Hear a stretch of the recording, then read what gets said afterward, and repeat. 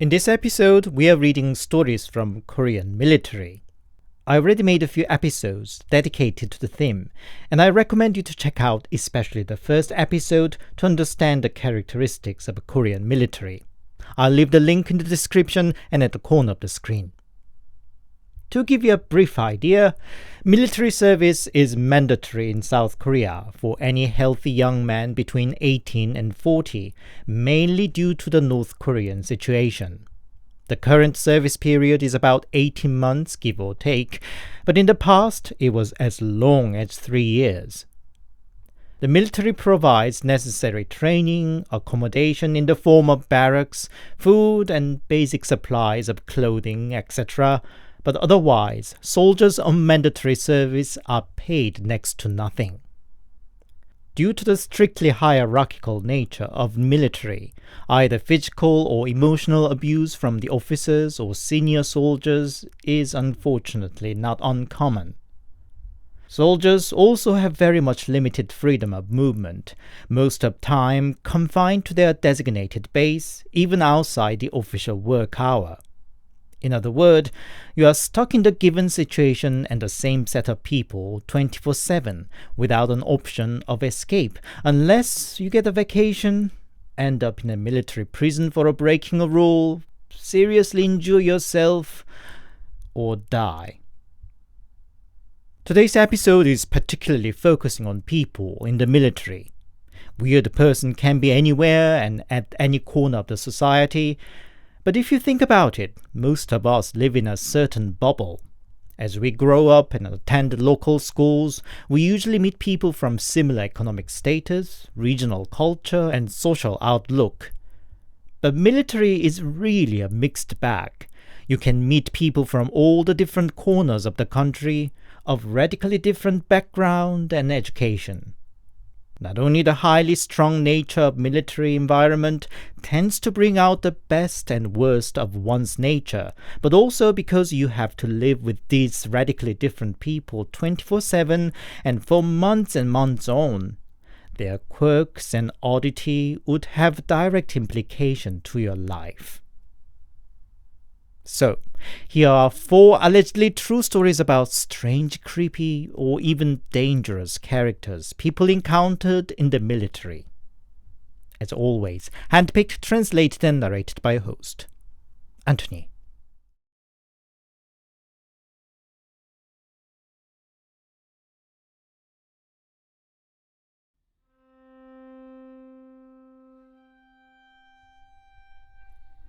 He will be your headache, other senior soldiers told me when I got my first junior soldier. I myself was still a newbie private, just back from my first vacation from the military. The junior, let's call him Kim Chul-soo for the convenience, looked his part, I must say. I don't like to judge people by their look, but his chubby, acne-covered face and small emotionless eyes behind thick glasses gave off an instant vibe. One of the first things you learn as a newbie soldier is so-called self-ID. Whenever a senior or an officer calls you or addresses you, say, "Oi, newbie," then you are supposed to shout, "Private Kim Chul-soo."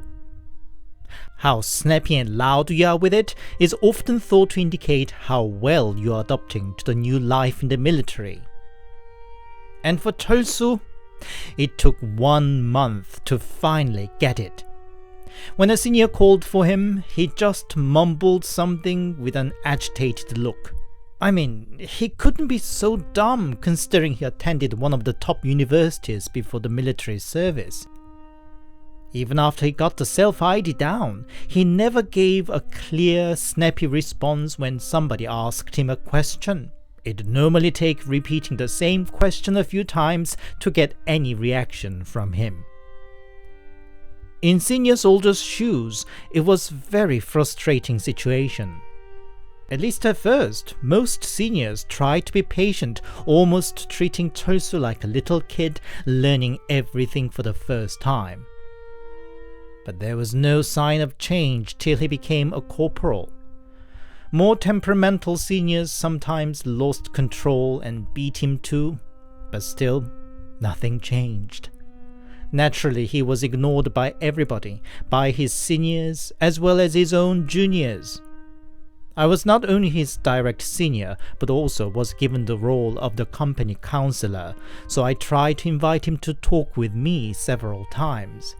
But he barely spoke or showed any emotion that I couldn't really do anything. I just assumed he must have grown up in somewhat too sheltered life thus far, but essentially a good heart despite being socially awkward. One night, I was on night watch duty at the barrack. He came out of the room and reported to me that he should like to use the toilet. I told him to go ahead and kept my post. Then I heard somebody talking in the toilet.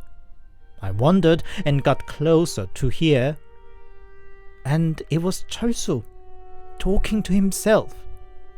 Oh, it's been a year in this shithole already. At least it's got a bit easier now, hasn't it? That shitty sergeant is leaving soon too, so it will get better. Complaints, swears, self-consolations. I was too baffled and couldn't help but listening on. Soon the orderly officer found me standing awkwardly outside the toilet and joined in listening to Chosu's monologue that lasted for good 10 minutes. Was he mad? Multiple personality perhaps? We didn't say anything to him, but inevitably the rumor spread quickly. A sergeant tried to talk to Chosu the following day. I had to be present there as the witness to his weird monologue. The sergeant usually didn't hide his dislike of Chosu, but never bullied him. He was just a character that liked things to be done properly, and Chosu's sheer incompetence and indifference would have made him frustrated. That day too, the sergeant tried to gently coax Chosu to talk his side of the story, only to be met by his non-response. Soon his gentle tone turned into shouts and swear, and in the middle of all that, I saw Chosu's sneer hidden under his lowered face. Unfortunately, the sergeant saw it too. He lost temper completely and started beating Chosu. While I tried to stop him, Chosu just stood there with the most innocent and clueless expressions on his face.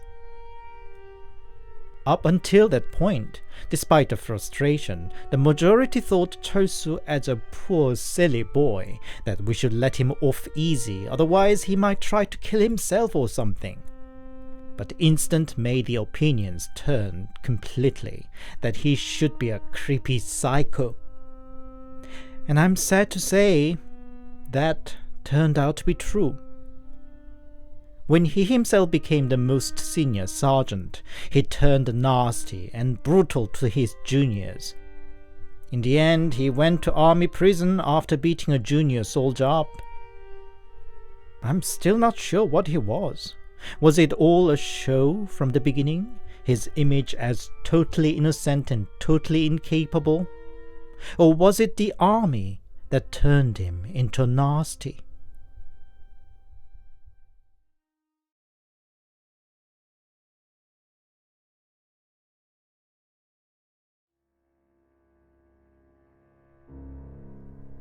About halfway through my private first class period, a newbie came to my platoon. A big chubby boy with scared looks and deep dark circles under his eyes. The depressing impression aside, it was clear that he was no army type. Indeed, most of his seniors took almost immediate disliking of him. Even those few who tried to be nice to him soon turned away when their effort to learn and connect was met by the newbie's reluctance and meager reactions. So the day-to-day life in the platoon turned into a hell for the newbie. Unfortunately, in this case, he had no one to blame but himself. One of the creepiest characteristics of the newbie was how he slept. Basically, he slept on his right side with his head supported by the uncomfortably bent right arm. Not only he looked like some 50-year-old dad spending a lazy Sunday lying on the sofa in front of TV, but he slept with his eyes half opened too. I must admit, if anybody happened to see his face sleeping next to him in the middle of the night, it would have scared him. Indeed, many of his seniors complained about Newbie's creepy look. For those who haven't experienced military life, it may look like a non-issue, but in the high-stress and unpleasantly intimate environment of military, such a small quirk can work everybody up. I give it to Newbie, he did try to sleep on his back after the endless complaints from his seniors. But no matter in what position he started the night, he ended up in awkward side position. When I was on night watch duty, I sometimes pushed his head down so that he slept on his back, but by the time I came to check on the next round of patrol, he was without fail back on his usual sideway again. No wonder the Newbie was quickly named as a soldier of special interest. It's the system adopted after numerous cases of suicide and desertion in the past to provide a special care to those individuals who have a particularly hard time to adapt to military life. But in truth, it only made him stand out more like a sore thumb. A few weeks later, it was decided to transfer him to the psychiatric ward in the military hospital. I have no idea how he was qualified fit for the service in the first place. Most in the platoon welcome to get rid of him. A few days later, there was a base-wide march training. My feet got really badly blistered and sore after that, and had to visit the infirmary in the base. And whom did I run into there? The Newbie. What was he still doing there? They told me the psychiatric ward is full at the moment, and I have to wait here for the time being, he explained. My God, how many crazy did they send to military for that large central hospital to be full? I ended up spending a few days there, and observed the Newbie taking a piece of paper from his cabinet, note something down, and putting it back every morning. What do you write every morning? I asked out of curiosity. It's to note down what I dreamt previous night. The doctor told me to do that, Newbie said. I see. So what kind of dream do you get? Just some nightmares. And then there was some new ins and outs in the infirmary ward, and I ended up sleeping on the next bed to the Newbie. Frankly, it wasn't a pleasure, but at least I knew what to expect. Or so I thought. In the middle of the night, I woke up with a familiar creepy feeling. I opened my eyes and faced the Newbie's half-opened eyes, focusless and at the same time glaring towards me. So as I used to, I pushed his head, put him back down on his back. And when he did, it revealed a woman behind him. A woman whose eyes were missing eyelids and whose mouth was smiling ear to ear at me. She was lying behind the Newbie in the exactly same weird side position. I couldn't even scream. I just felt my breath and heartbeat getting faster and faster as my mind flickering with it. Only when Newbie moved back to his usual position, hiding the sight of the terrifying woman, could I move again myself. What the heck was that? The ward was dead silent as before, and nothing was around. I couldn't stand staying there, so went out, got a permission from the night watch, and had a smoke as slowly as possible. But it was still military, and I had to go back to my position, my bed. I tried to convince myself it was all just a dream and managed to fall back to sleep. Oh, but this familiar, oppressive feeling. I shouldn't have opened my eyes, but I did. I instinctively glanced over the newbie. He was for once sleeping on his back. My eyes then moved to the personal cabinet at my foot, and the same woman was there, watching me, her body all squeezed in that small cabinet in all sorts of grotesque angles. I wanted to jump up, but couldn't. Only after a few struggles, I could barely get off the bed, and by then, the woman wasn't there anymore.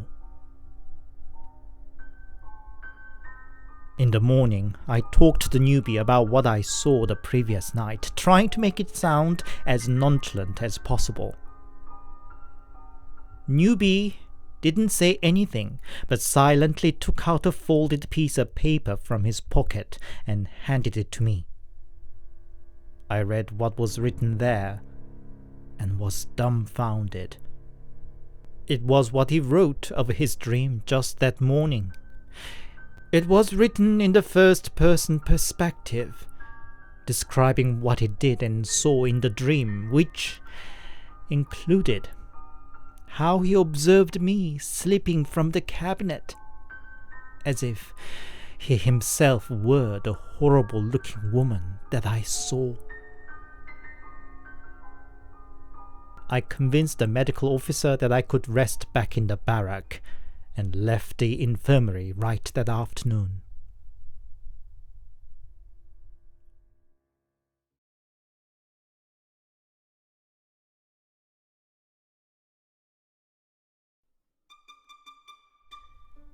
Oi, do you like a scary story? Shall I tell you one? Sergeant Kim said one day when we were on night watch duty together. Kim was a pleasant guy and was kind to his juniors, so I was happy and ready to hear what he should tell me. The following is his account. When I was in the boot camp, and you should know it well yourself, there's no individual beds there, but we all had to sleep on the floor next to each other.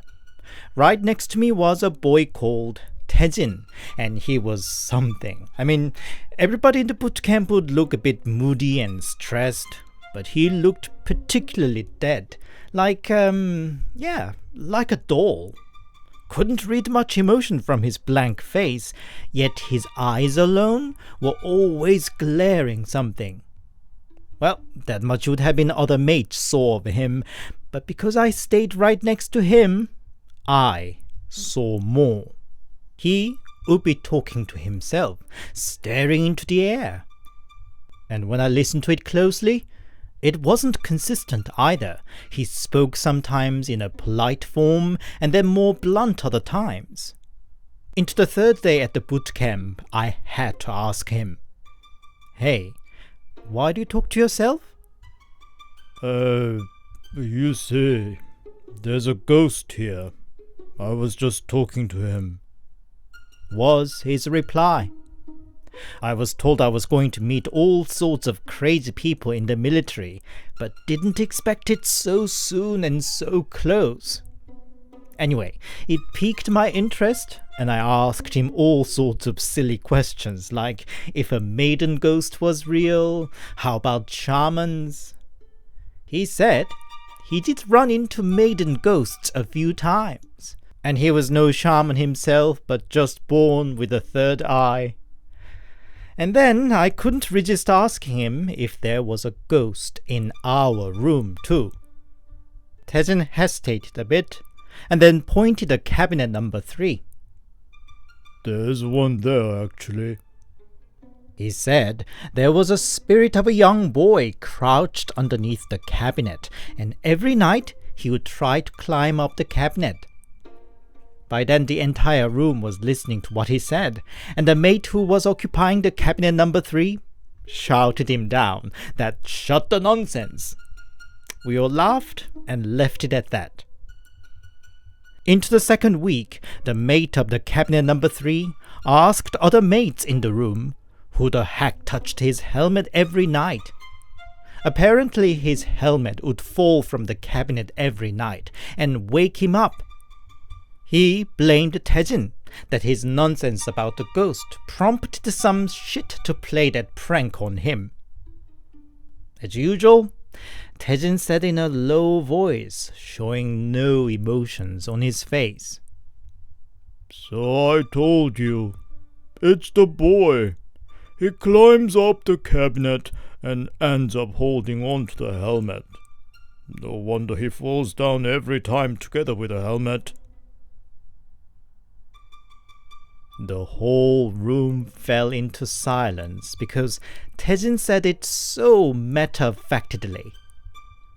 It was the mate of the cabinet number 3 who broke the silence with a shout. "Shit! Didn't I tell you to quit the nonsense?"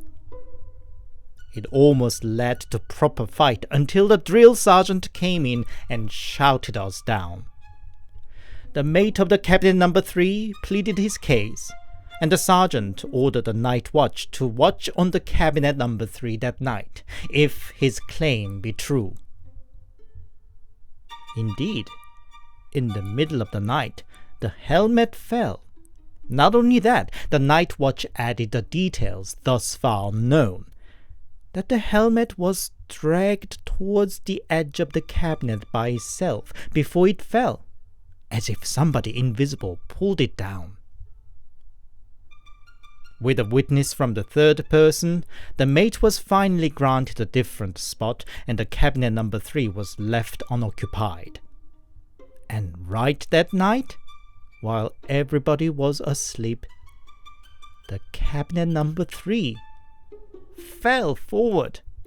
It woke everybody up, including the drill sergeant, who in the end ordered the entire cabinet removed. It left the room stirred. And I think it was just me who heard Taejin saying quietly, "Silly boy. Got so excited to finally climb up the cabinet and swayed and shook it so hard. No wonder it fell." And then he lied back down to sleep as if it was all nothing special.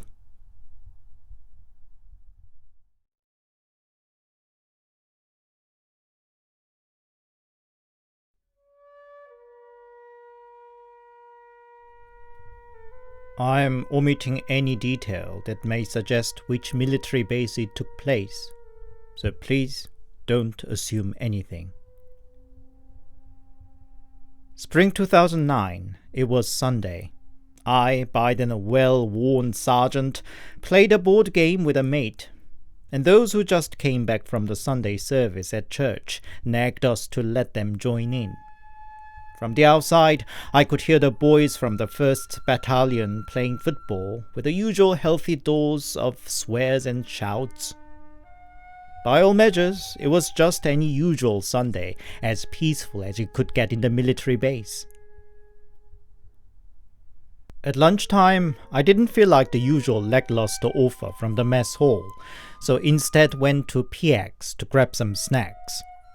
There I ran into a fellow sergeant from the 1st Battalion, and he told me about this weird newbie soldier he got in his battalion.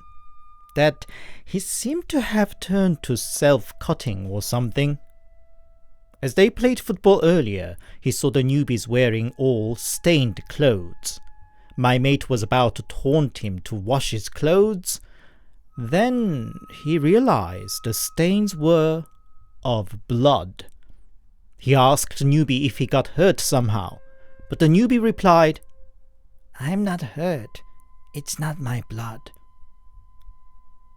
My mate frankly didn't care for him enough to ask for more details, so just let him be. We made jokes among ourselves if he wasn't having his period or something. And just as we walked out of PX, we saw the military police car rushing by. Time was just passing 1:30 then. Soon the whole base was seized by an ominous storm. All the soldiers were told to drop whatever they were doing and to stand by at the barracks. Nobody knew what was going on, but the air was so tense that one could cut it with a knife. Soon, officers went around the barracks, shouting if anybody had a blood donor card, that they should donate it. For about an hour, there were officers rushing around, shoutings here and there, and then came silence. A heavy and unpleasant silence. We were all kept on standby for the rest of the day.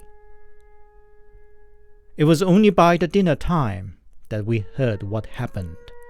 A child of an officer was found stabbed at the church in the base. The culprit was promptly caught, the mad newbie private from the 1st Battalion.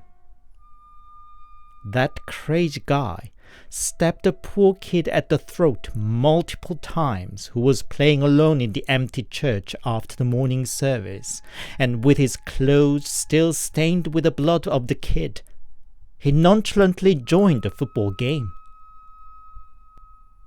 Following 3-4 days, the base was seemingly back to the usual routine. Nobody said anything, but the air remained heavy. Then came the news that the kid passed away despite of all the effort. A few days later, the military police led the crime scene reenactment. The mad newbie calmly stated how he prepared everything. Checked when the church should get empty, checked where he could find a knife, checked where he could get hold of the key to the knife cabinet. The father of the dead kid couldn't contain himself to the end. He bursted into animal-like cries and unintelligible screams, and police had to hold him down, charging towards the murderer. And that was it. The base ran as usual. Nobody mentioned about the murder anymore. Not even whereabout the officer, father of the dead kid, was gone. It was only a few months later, shortly before I discharged, that I got to hear what the mad newbie private said as his reasoning of a killing. While he himself was imprisoned in the military, he hated to see kids carefreely playing and running about. So much so, he had to kill the kid. That was it. I rather wish it were all just a made-up story.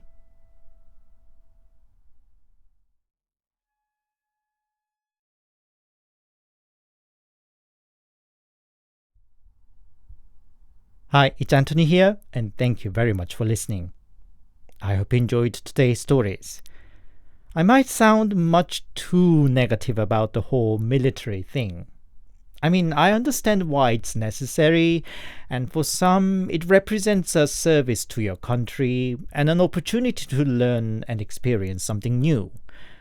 But I must tell you, you won't find so many young Korean men who would say they are happy to take up the service. The condition in the military has improved and is still improving, but I think the ultimate way to go is the peace on Korean Peninsula and subsequently change the current conscription to volunteer basis. If you enjoyed my work, please give it a like and a comment, and please consider subscribing to my channel to help my obscure channel grow. If you'd support me more directly, I also have a Buy Me a Coffee account. The link's in the description. Buy Me a Coffee supporters enjoy an early access to my new video. Thank you. Next Sunday, I'm most likely to read one more story from the military, a proper ghost story too. Until then, stay safe and take care.